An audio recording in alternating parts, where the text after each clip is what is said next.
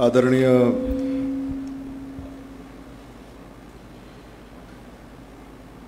लोकनेते विलासरावजी देशमुख साहेब यांच्या 77व्या जयंतीनिमित्त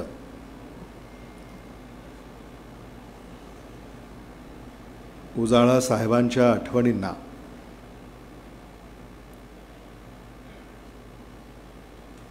या कार्यक्रमाचे अध्यक्ष आपले लाडके नेते महाराष्ट्राचे माजी मंत्री आणि सहकार महर्षी आदरणीय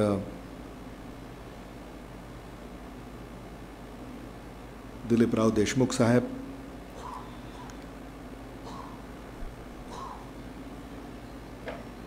आजच्या या कार्यक्रमाचे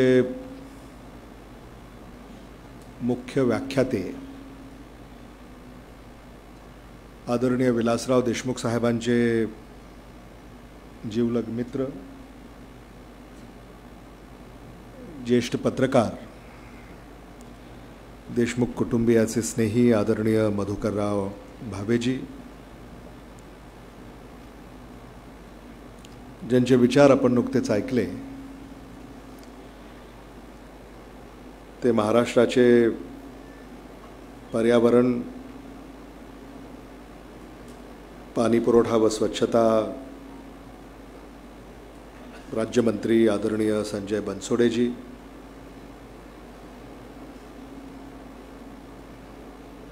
आदरणीय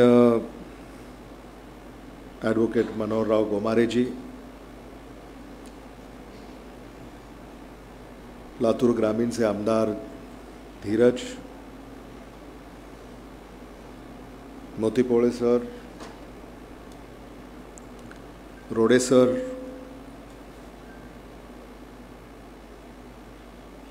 ज्यांनी हा कार्यक्रम या ठिकाणी आयोजित केला,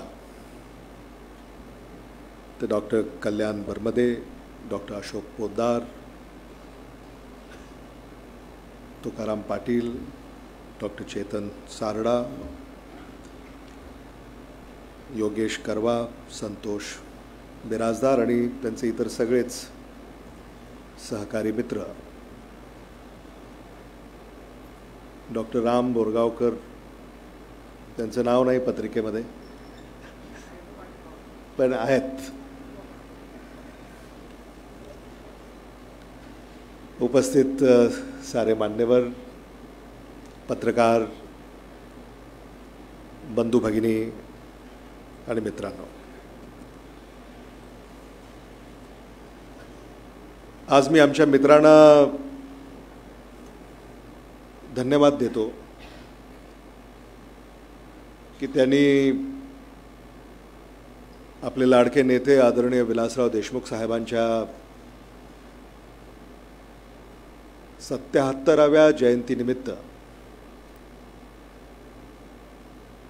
आगळा वेगळा हा असा कार्यक्रम उजाळा साहेबांच्या आठवणींना आयोजित केला आणि बऱ्याच वेळापासून आपण सगळे या कार्यक्रमाचा आनंद घेतोय.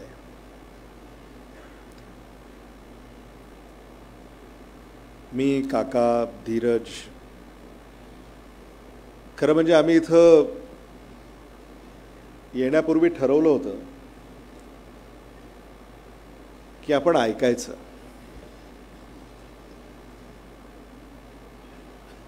जे अनेक वक्ते या ठिकाणी व्यासपीठावर उपस्थित आहेत, यांचे विचार आदरणीय विलासराव देशमुख साहेबांच्या प्रती काय आहेत हे आज ऐकावं.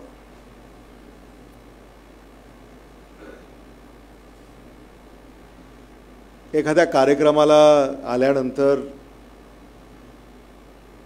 भाषण न करता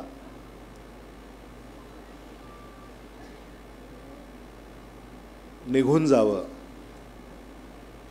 अशी भावना खऱ्या अर्थानं इथं येत असताना आमच्या मनामध्ये होती आणि मी थोडक्यात आपल्या सगळ्यांचे आभार मानण्यासाठी उभा आहे असं म्हणालो होतो, ते चुकीचं होऊ नये. आपल्याला काकांना ऐकायचं आहे, आपल्याला आदरणीय मधुकर भावेजींना ऐकायचं आहे, आदरणीय विलासराव देशमुख साहेबांच्या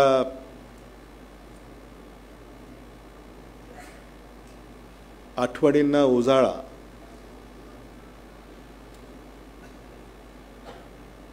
हा आमच्या जीवनाचा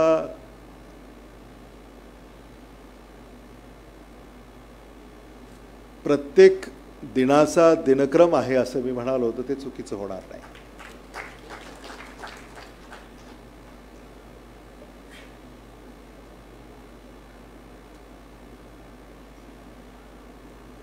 आदरणीय विलासराव देशमुख साहेबांनी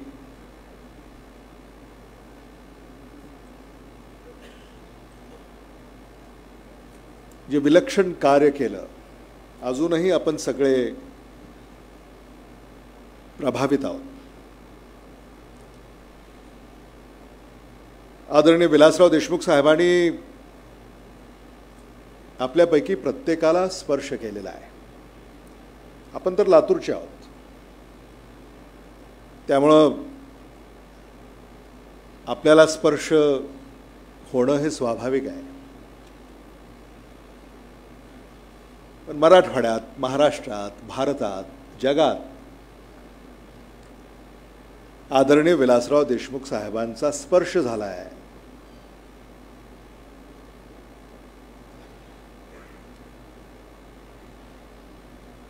अशांचा आकडा निश्चित करणं हे अशक्य असं कार्य आहे. आजही कोणीतरी येऊन आदरणीय विलासराव देशमुख साहेबांची आठवण सांगून जातं. महाराष्ट्र शासनाच्या सांस्कृतिक कार्य विभागाच्या शिष्टमंडळाचं नेतृत्व फ्रान्समध्ये मी काल परवा केलं. कॅन फिल्म फेस्टिवल, तिथं काही मराठी चित्रपटांना आपण शासनाच्या वतीनं घेऊन गेलो आणि तिथं ज्या स्पर्धा आहेत त्या स्पर्धांमध्ये आपल्या महाराष्ट्रातल्या मराठी चित्रपटांना स्थान देण्याचं काम केलं. आणि मग तो सगळा दौरा आटपून मुंबईला आल्यानंतर विमानतळावर जेव्हा इमिग्रेशन होतं, म्हणजे ते पासपोर्ट वगैरे चेक करतात, तिथे एक अधिकारी मला भेटले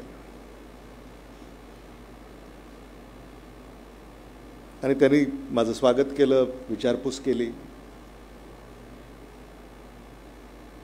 आणि त्यांनी सहज बोलता बोलता मला असं सांगितलं की मी नाशिकचा आहे, माझं नाव सुनील पाटील आहे, आदरणीय विलासराव देशमुख साहेबांचा माझ्यावर खूप मोठा प्रभाव आहे. हे काल परवाच आहे.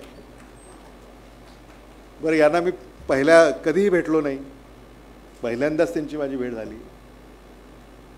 औरंगाबादमध्ये मी त्यांना विद्यार्थी असताना भेटलो होतो, म्हणजे नुकतंच शिक्षण पूर्ण केलं, माझं लग्न ठरलं होतं. तिथं काही लोकांच्या बरोबर साहेबांचा संपर्क झाला आणि मग तिथं साहेबांचा संवाद जेव्हा झाला, काही दिवस कदाचित भेटीगाठी झाल्या, तेव्हा आदरणीय विलासराव देशमुख साहेबांनी माझ्या लग्नाला 2 गाड्या ह्या पाठवून दिल्या. म्हणे 2 गाड्या, म्हणजे ते वराडासाठी लागतात ना, बिराड येतं वगैरे, तर ते सुनील पाटील, मला त्याला अजूनही ते म्हणजे कधीच विसरू शकत नाही. मलाही आश्चर्य वाटलं, पण तुम्हालाही कदाचित आश्चर्य वाटलं असेल की आदरणीय विलासराव देशमुख साहेबांनी असंही काही केलं असेल. आणि मला 3-4 वेळा त्यांनी सांगितलं. मला ते सुरुवातीला पटलं नाही. असं कसं असेल, म्हणजे हे साहेब आपल्याला माहिती नाही. पण त्यांनी 3-4दा मला सांगितलं आणि एवढं त्यांनी आनंदाने त्या भावना व्यक्त केल्या आणि ते मी कधीही विसरू शकत नाही असं मला त्यांनी सांगितलं. तर असे अनेक किस्से आहेत, अनेक आठवणी आहेत ज्याची प्रचिती आपल्याला सतत होत असते. आणि म्हणून जसं आपण त्यांना अनुभवलेलं आहे,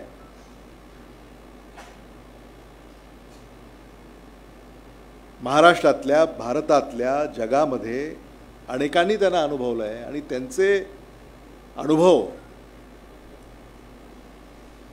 हे वेगवेगळे राहिलेले आहेत. खरं म्हणजे ते संजय बनसोडे तुम्ही म्हणालात ते खरं आहे की हे अनुभव कथन एवढ्या कमी वेळामध्ये करणं शक्य नाही, अशा भावना त्यांनी व्यक्त केलेल्या आहेत. त्यांनी तुम्हाला सूचना केलेली आहे की आणखी एक कार्यक्रम म्हणजे संजय बनसोडे यांच्या आठवणीतले आदरणीय विलासराव देशमुख साहेब असा एक कार्यक्रम. तर आज तुम्हाला न्याय देता आला नाही आणि हे खरं आहे की आपण कितीही बोलत राहिलो तर शब्दांमध्ये आपल्याला आदरणीय विलासराव देशमुख साहेबांना बंदिस्त करता येणं शक्य आहे का, हा आपल्यासमोर खरा प्रश्न आहे. खरं म्हणजे आता आम्ही काय तुम्हाला आठवणी सांगाव्या, वडील म्हणून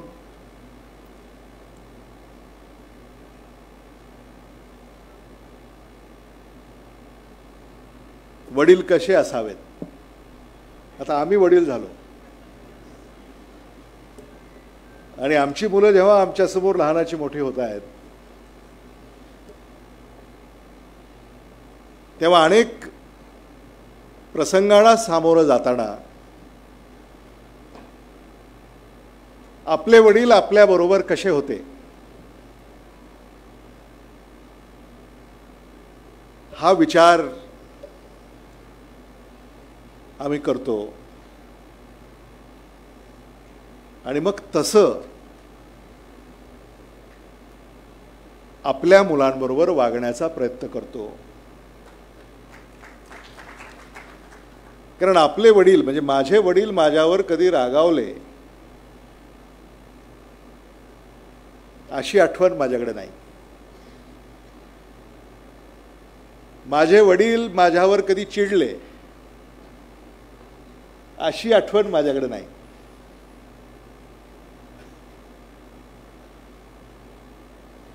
माझे वडील माझ्यावर कधी रुसले अशी आठवण माझ्याकडे नाही.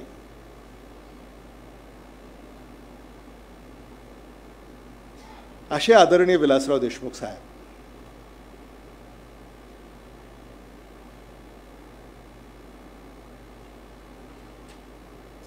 आणि या आठवणींना उजाळा आपण आज या ठिकाणी देतोय. जसं आदरणीय गोमारेजींनी सांगितलं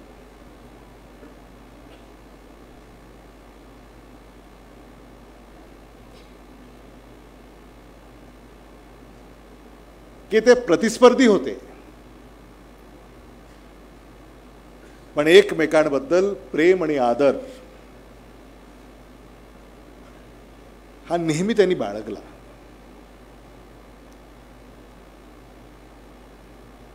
हे वैशिष्ट्य आहे. कारण आदरणीय म्हणजे आमचे आजोबा आदरणीय दगडोजीराव देशमुख साहेब चांगलं करा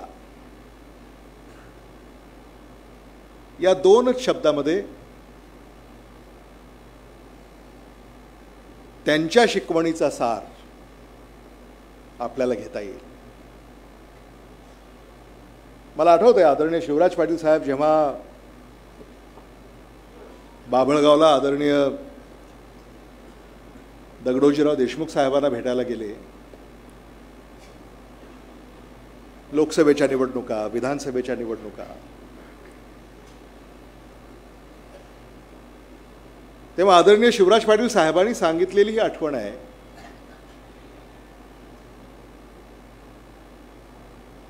भेटायला गेले असताना त्यांनी त्यांना असं सांगितलं, चांगलं करा.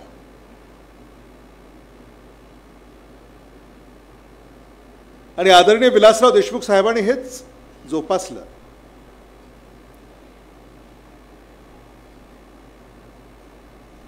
कधीही त्यांनी कोणाचं वाईट चिंतलं नाही.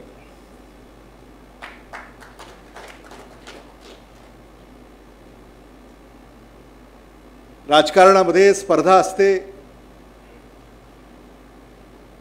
आणि अलीकडे राजकारण कसं सुरू आहे हे आपल्या सगळ्यांना ठाऊक आहे. तो जो काळ आदरणीय विलासराव देशमुख साहेब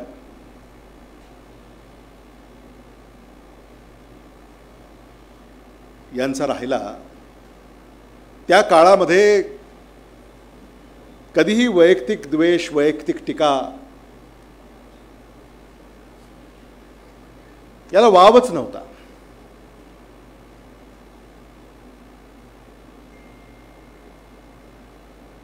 लातूरमध्येच काय, महाराष्ट्रात आणि भारतामध्ये असा एकही व्यक्ती शोधूनही सापडणार नाही जो असं म्हणेल की आदरणीय विलासराव देशमुख साहेबांनी माझं नुकसान केलं. आणि असे लाखो लोक मिळतील जे असं म्हणतील की आदरणीय विलासराव देशमुख साहेबांनी मला मदत केली.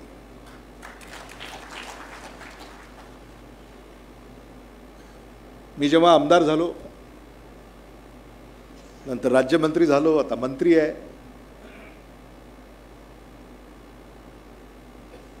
हे मला प्रामाणिकपणे आपल्यापुढे मांडावंसं वाटतं. हे आमचं कर्तृत्व नाही, हा आदरणीय विलासराव देशमुख साहेबांचा आशीर्वाद आहे.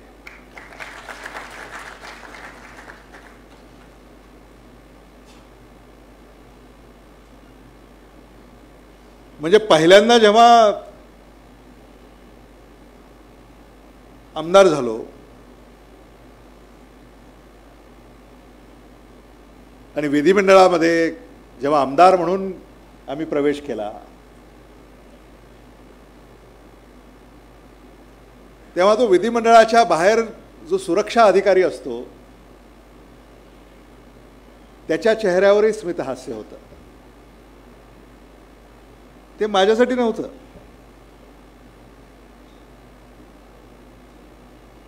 ते आदरणीय विलासराव देशमुख साहेबांसाठी होतं.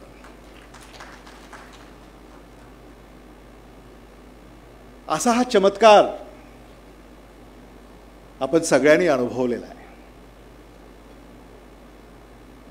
हा अनुभव आपल्यापैकी प्रत्येकाला, एवढंच काय, आपल्यापैकी कोणीही मंत्रालयात गेलं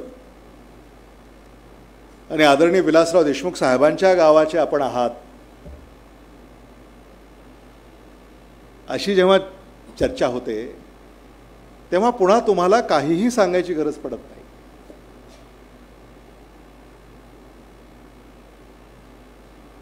हे आदरणीय विलासराव देशमुख साहेबांनी कमवलं असं म्हणालो तर तेही चुकीचं होऊ नये.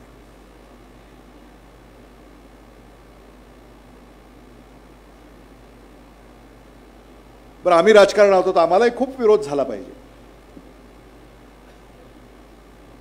जीवघेणी स्पर्धा आहे आणि लातूरच्या संस्कृतीबद्दल आपण जे भाष्य केलं, लातूरच्या राजकारणामध्ये महाराष्ट्रात काही चाललं असलं तरी आजही लातूरच्या राजकारणाची पातळी ही राखण्याचं काम आपण सगळ्यांनी केलेलं आहे, हे मला मुद्दामून या ठिकाणी सांगितलं पाहिजे. पत्रकार आम्हाला नेहमी अडचणीत टाकण्याचा प्रयत्न करत असतात. हे असं बोलले, मग आता तुम्ही काय बोलता. पत्रकारांना सुद्धा आता कळून चुकलेलं आहे की हे काही हाताला लागत नाहीत.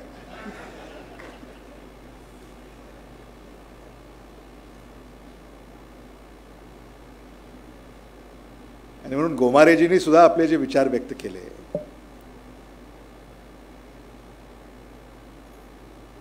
खरं म्हणजे मनोहरराव गोमारे यांच्या नावाचा दबदबा 1960, 70, 80चं दशक सगळ्यांनी पाहिलेलं आहे. आणि म्हणून आदरणीय शिवराज पाटील साहेबांची निवडणूक असेल, आदरणीय विलासराव देशमुख साहेबांची निवडणूक असेल, या निवडणुका लक्षवेधी होत्या.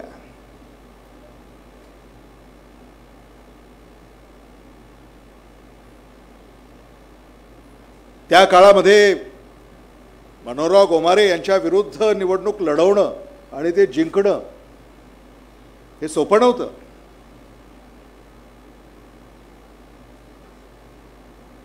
आज मनोहरराव गोमारेंनी सांगितलं की ते बाभळगावचे आहेत, पण ते कदाचित लोकांना पूर्वीपासून माहिती आहे. म्हणूनच तुम्ही जेव्हा एकमेकांसमोर उभे राहिला तेव्हा कदाचित लोकांच्या डोक्यामध्ये तो विचार आला असेल की हे दोघं बाभळगावचेच आहेत.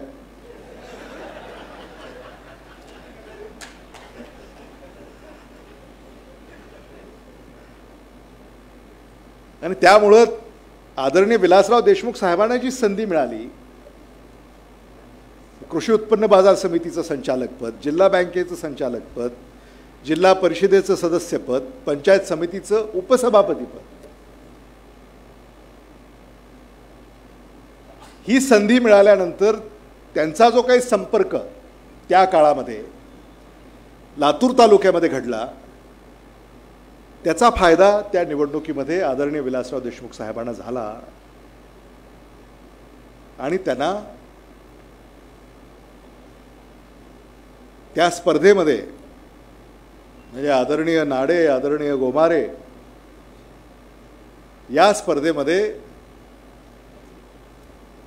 आदरणीय विलासराव देशमुख साहेब हे अवघ्या 3-4 हजार मतांनी निवडून आले.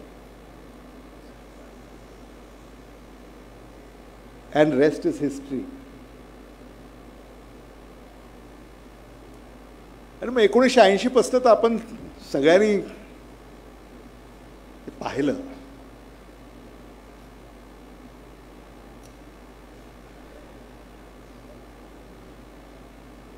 आदरणीय विलासराव देशमुख साहेबांनी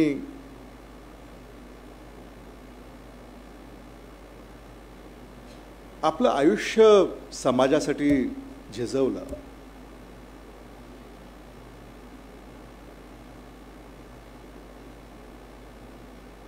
आपल्याला काय हवं होतं हे नेहमी आपण त्यांच्यामध्ये पाहिलं. त्यांना काय हवं होतं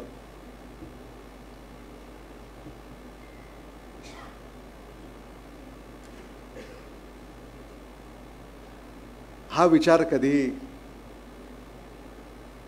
आपल्याला स्पर्श नाही करू शकला.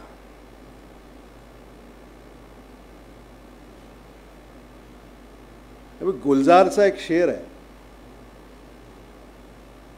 मुद्दतें लगी बुनने में ख्वाबों का स्वेटर.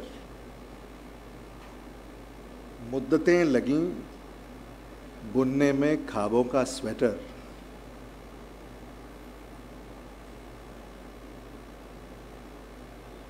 जब खत्म हुआ तो मौसम बदल गया था.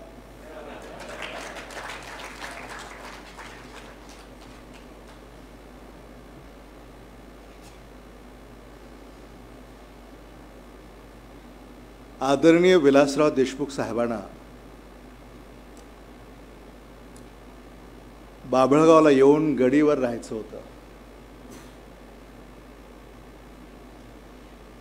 सकाळी उठल्यानंतर पेपर वाचताना चहा घ्यायचा होता.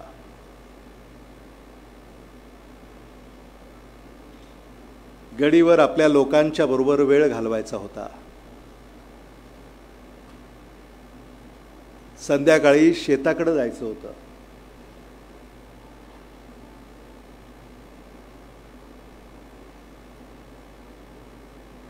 आपल्या नातवंडांबरोबर खेळायचं होतं.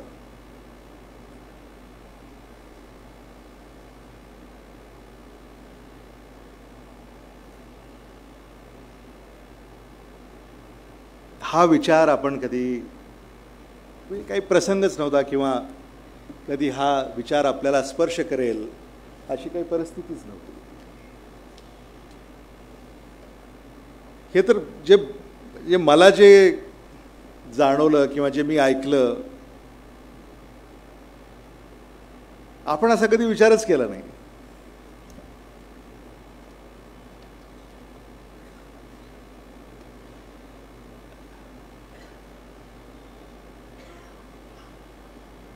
ते दोनदा या राज्याचे मुख्यमंत्री झाले.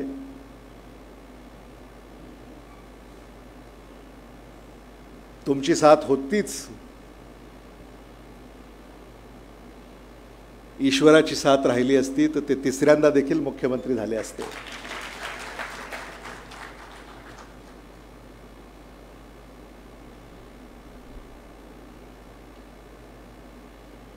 आणि या महाराष्ट्राला आघाडीचं सरकार यशस्वीरित्या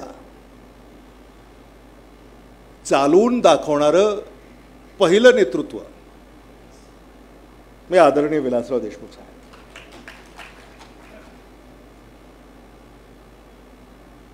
त्यांच्यापासूनच हे आघाडीचं सरकार, ही प्रथा या महाराष्ट्रामध्ये सुरू झाली.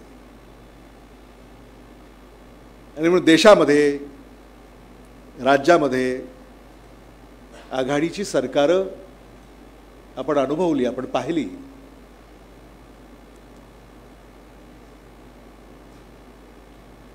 आणि त्यानंतर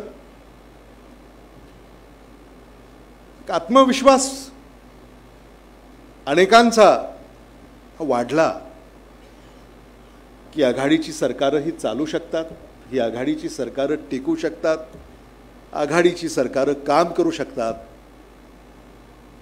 आणि मग महाआघाडी असेल, महायुती असेल आणि आता महाविकास आघाडी असेल.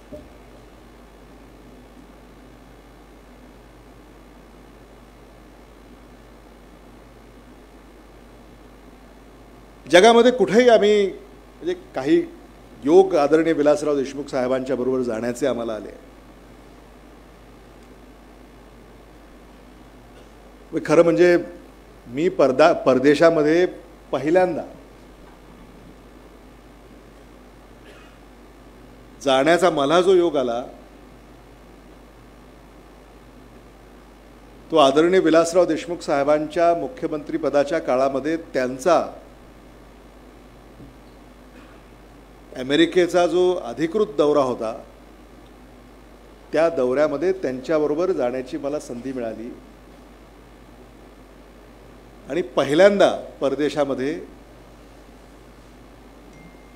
जाण्याचा योग आदरणीय विलासराव देशमुख साहेबांच्यामुळं मला मिळाला. त्यानंतर काही दौरे त्यांच्याबरोबर, काही सरकारी, काही खाजगी करण्याचा प्रसंग घडला. आणि जगामध्ये कुठेही काही चांगलं दिसलं ना तर ते सहज म्हणायचे, हे आपल्या लातूरला असलं पाहिजे.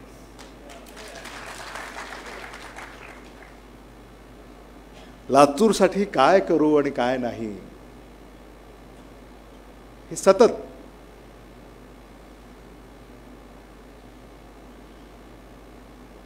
त्यांच्या डोक्यामध्ये विचार असायचा.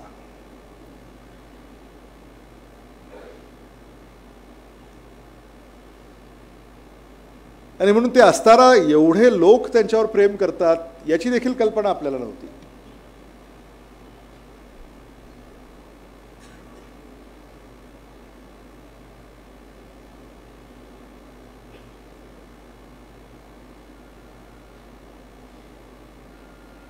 सभा, समारंभ, कार्यक्रम, बैठका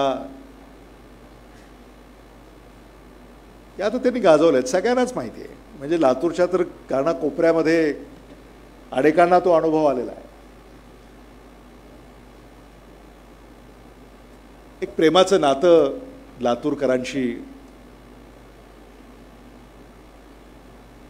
त्यांचं जुळलेलं आपण अनुभवलेलं आहे.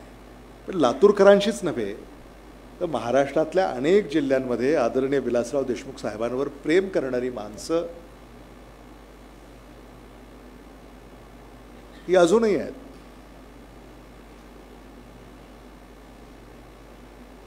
आणि हाच खरा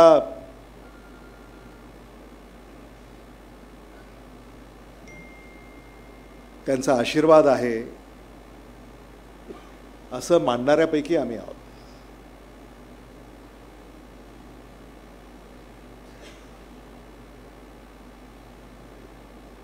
दिल्लीमध्ये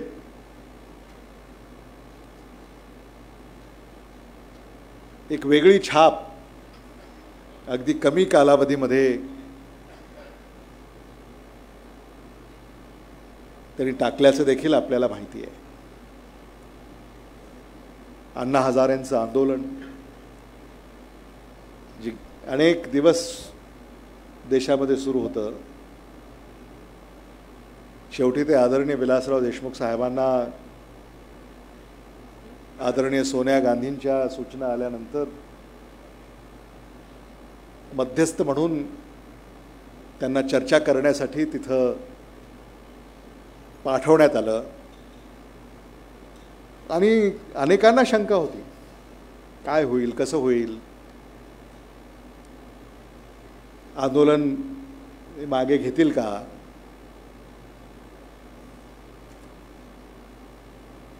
पण अगदी त्या काळामध्ये जे कुणालाही नाही जमलं ते आदरणीय विलासराव देशमुख साहेबांनी करून दाखवलं. सकाळी आदरणीय विलासराव देशमुख साहेब म्हणजे मला असं वाटतं की प्रधानमंत्री डॉक्टर मनमोहन सिंग यांच्याशी चर्चा करून ते आले. 3-4 वाजता आपण सगळ्यांनी टी व्हीवर ते पाहिलं आहे. अण्णा हजारेंच्याकडं ते भेटायला गेले आणि 6:30-7 वाजता ते आंदोलन संपुष्टात आलं. ही किमया होती आदरणीय विलासराव देशमुख साहेबांची. जे अनेक निर्णय ज्या चित्रफितीमध्ये दाखवण्यात आले ते सगळे आदरणीय विलासराव देशमुख साहेब. आधुनिक महाराष्ट्राचा पाया रचण्याचं काम आदरणीय विलासराव देशमुख साहेबांच्या हातून घडलं असं आपण म्हणालो तर तेही चुकीचं होऊ नये. लातूरमधले बराजेस ज्याची चर्चा आपण केली, मला आठवतं आहे अजूनही त्या काळामध्ये जेव्हा आम्ही बराजेसना भेट द्यायला गेलो तिथे चर्चा जेव्हा सुरू झाली, अधिकाऱ्यांनी असं सांगितलं की भारतामध्ये हे पहिल्यांदा घडतंय. वसंत बंधारे होते पूर्वी, तर याला विलास बंधारे आपण असं नाव देऊया असा अधिकाऱ्यांनी प्रस्ताव ठेवला. तर साहेब असं म्हणाले की असं करू नये, म्हणजे आपल्या नावाने काही करावं असं त्यांना कधी वाटलं नाही. त्यांनी खूप आग्रह धरला. तर ते म्हणाले की लातूरचं नाव द्या, म्हणजे जसं आता केटी वेअर कोल्हापूर टाईप वेअर असं ते केटी वेअर ते कोल्हापूर टाईप आहे, तसं LT बराज म्हणजे लातूर टाईप बराज, त्याला असं काहीतरी करा असं ते म्हणाले. पण ते आता त्याला आपण बराज म्हणून आपण त्याला ओळखतो, तसं स्वतःचं नाव देऊन काही करावं असं त्यांना कधीही वाटलं नाही. म्हणजे मला अजूनही आठवतं जेव्हा मांजरा कारखाना सुरू होता, आम्ही एक नवा कारखाना ऊसाचं पीक जास्त झाल्यामुळं निर्णय केला की एक निवळीला आपल्याला कारखाना करायचा आहे. मग आम्ही 3-4 नावं घेऊन, साहेब मुख्यमंत्रीच होते, त्यांच्या पुढे जेव्हा गेलो तेव्हा ते सुद्धा ते असं नाही म्हणायचे नाहीत की आपलं मन दुखावेल, ते बघू करू 4 वाजता बसू 6 वाजता बसू, म्हणजे लगेच हो म्हणायचे नाहीत. मग आम्हाला लक्षात आलं की त्यांच्या नावाने हा कारखाना करावं असं त्यांचं मत नाही हे आम्ही समजून घेतलं.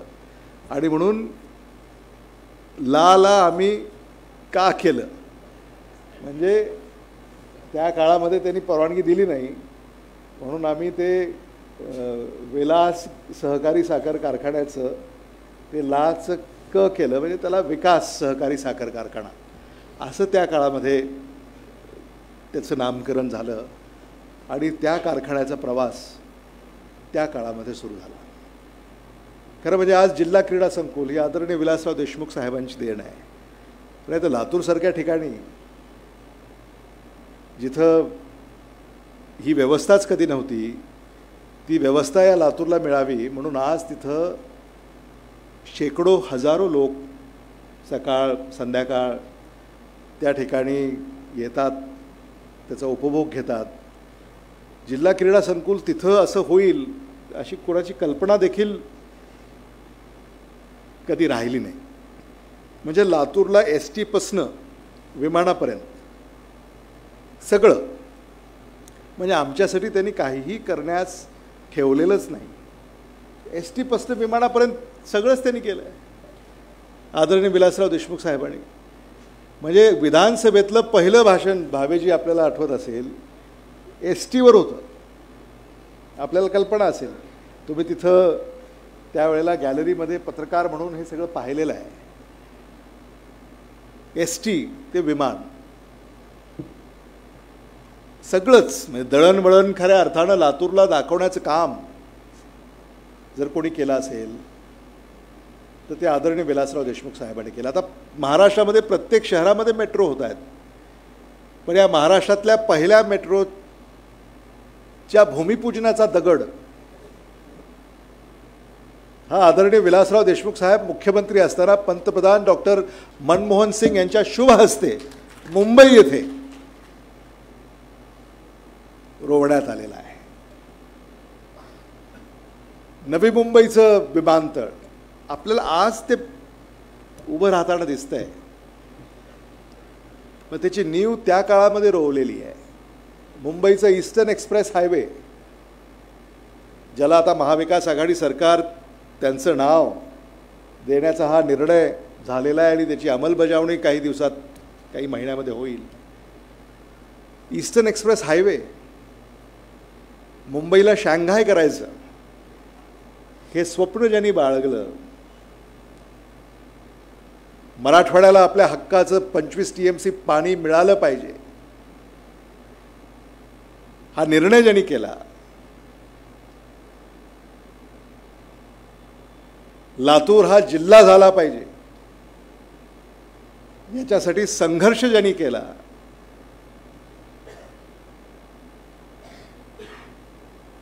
ते आदरणीय विलासराव देशमुख साहेब.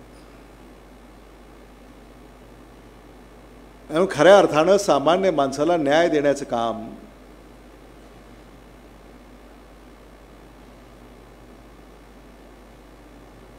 आणि ते असे नेते होते की त्यांच्या कार्यकर्त्याला, ते मुख्यमंत्री होते पण कार्यकर्त्यालाच असं वाटत होते की आपणच मुख्यमंत्री आहोत. असे किती मुख्यमंत्री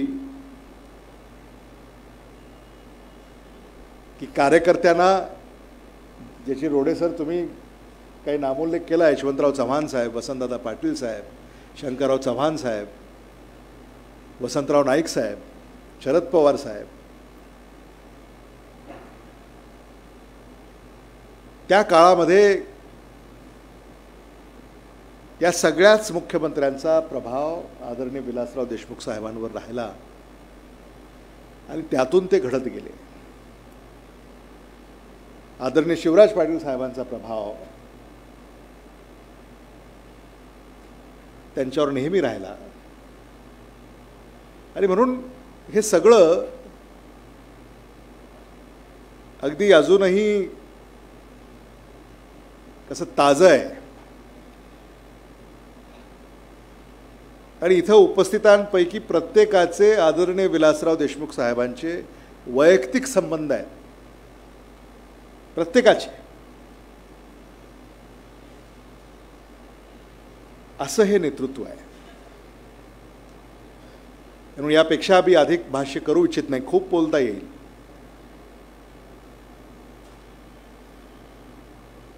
मी पुन्हा एकदा आमच्या सगळ्या सहकारी मित्रांचं मनापासून आभार व्यक्त करतो की त्यांनी अतिशय उमदा असा कार्यक्रम त्यांनी या ठिकाणी आयोजित केलेला आहे. खरं म्हणजे हे आमचे सगळे मित्र जे आहेत ते सगळे हौशी आहेत. असे कार्यक्रम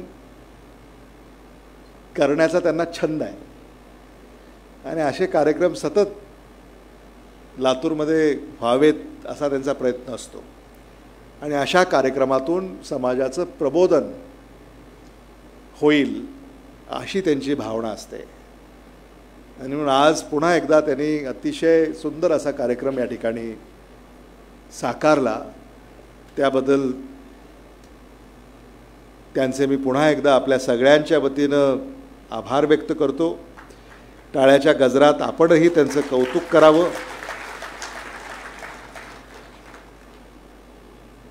आणि आदरणीय मधुकर भाभेजी यांचं आज लातूरमध्ये आणि आपल्या सगळ्यांच्या वतीनं मी स्वागत करतो. आणि आम्ही सगळेच आपल्याला ऐकायला आतुर आहोत. मी आपल्यामध्ये आणि त्यांच्यामध्ये आता अधिक वेळ न घेता माझ्या विचारांना विराम देतो. धन्यवाद. जय हिंद.